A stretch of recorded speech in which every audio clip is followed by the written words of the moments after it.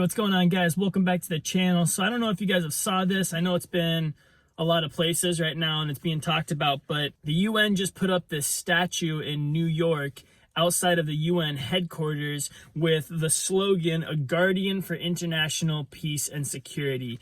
Now, I'm going to put this up on the screen so you guys can see this right now. You guys can see it looks like a leopard with these eagle wings, and it's got this rainbow flag painted all over it. This thing is terrifying, first of all, right? But there's a lot more to it if we break it down from the actual statue itself and then to the colors painted on it. So I want to get into this a little bit, and everything's on the slogan also, peace and security. So I want to take a look at Daniel 7. I'm going to show you guys how this kind of relates to Daniel 7, and I'm going to give you my thoughts and my opinion on this, right? This is purely my opinion. There's probably scholars that know a lot more than I do about the prophecy in Daniel 7 and the dream and everything, but this is just merely speculation. And so I want to take a look at first Daniel 7 verse 3-4, which says, "And 4 great beasts came out of the sea, different from one another. The first was like a lion and had eagle's wings." So if you guys look at the statue, right, it clearly looks exactly like this first beast talked about in Daniel 7, right, which is this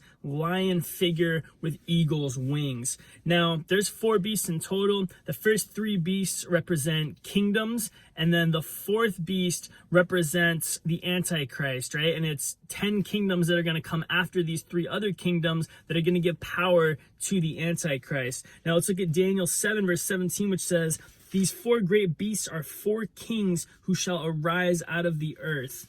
Right? And now we look at Daniel 7 verse 12, which says, "As for the rest of the beasts, their dominion was taken away, but their lives were prolonged for a season and a time." Now, I'm not going to read the entire chapter of Daniel 7, but if you guys go look into it, it talks about the Antichrist, and it talks about this 4th kingdom that's going to arise, right? And it has 10 horns and 1 little horn. The 10 horns are 10 kings that are going to rise out of Europe, and they're going to give power to the little horn, which is the Antichrist. Now, if we look at Daniel 7:24, it says, "As for the 10 horns, out of this kingdom 10 kings shall arise, and another shall arise after them. He shall be different from the former ones, and shall put down 3 kings." So this 4th beast, right, has 10 horns, which are 10 kingdoms that are going to arise, and out of that, they're going to give power to the Antichrist, right, which is the little horn. Now, what he's going to do is he's going to put down the other 3 kingdoms before him, and he's going to seize control, right? And ultimately, he's going to declare himself God, demand to be worshipped. He's going to declare war on the saints, but he's going to put down these other 3 kingdoms. Now, when the UN slogan says international peace and security, that's a direct quote from Thessalonians 5 verse 2 and 3, which says, "For you yourselves know full well that the day of the Lord will come just like a thief in the night. While they are saying peace and safety, then sudden destruction will come upon them suddenly, like labor pains upon a woman with child, and they will not escape." So taking these things into consideration, right, we got this statue that looks exactly like the first beast described in Daniel 7. We got the slogan for international peace and security. It's a warning from God, right? This statue specifically was placed in New York, right, outside the UN headquarters. Now, when people think about America, they don't think about Washington, D.C., right? We all know the White House is in Washington, D.C. Washington, D.C. is the capital, but we don't think about Washington, D.C., right? A lot of people think about New York, right? It's the biggest, most grand city. You got L.A. too, and Chicago and stuff like that, but people really think about New York, right? That's what's in all the movies, all the stuff like that. So when you're putting this statue in New York, it's very symbolic, right? It's very symbolic, and I think this is all just paving the way for the Antichrist, and I believe that this thing they put up is an idol, right? And it's possibility that they're worshiping this idol and paving the way for the Antichrist to come, but it could also be a warning from God. I feel like a lot of the times when things like this happen and they're so in your face and it matches up with scripture, it's not a coincidence, right? I feel like a lot of the times when evil does something in the world, they have to almost reveal it, right? It's almost like God has them reveal it.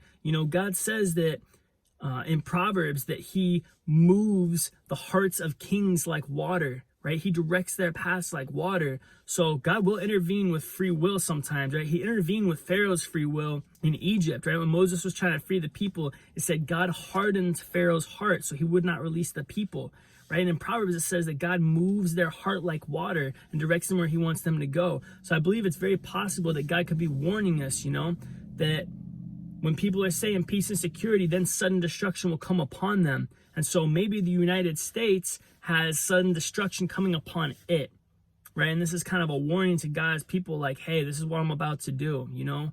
And the fact that this statue was painted in rainbow colors, right? We all know what that means. It's the pride flag, right? It's the pride flag. And we've become so sinful as a nation, and we've glorified the things that are wrong, right? We've glorified sin, and we've made it a staple in our society now. And so when a nation puts sin at the forefront and evil and wickedness instead of God, God has to do something about that. He has to judge it. He cannot let sin go unpunished. Okay, so again, this is all merely speculation, but it's like how many coincidences until it becomes a fact, right? And if you look at this statue, it's just like, man, they took a page right out of Daniel. And they're like, hey, let's make a statue out of this, and let's just put a slogan on it that directly relates to the end times. So it's just mind-boggling stuff, you know. I just know that I'm not worried about anything. You know, God is in control. My God is almighty and all-powerful to save. He is almighty and all-powerful to save us from destruction. And, you know, he loves his people. He's not a God who is unkind and unmerciful towards his people. Okay, so stay close to God. Stay alert. Be watching this kind of stuff, because all this stuff is just pointing towards the times that we're in, right? We truly are in the end times. It's becoming more clear every single day.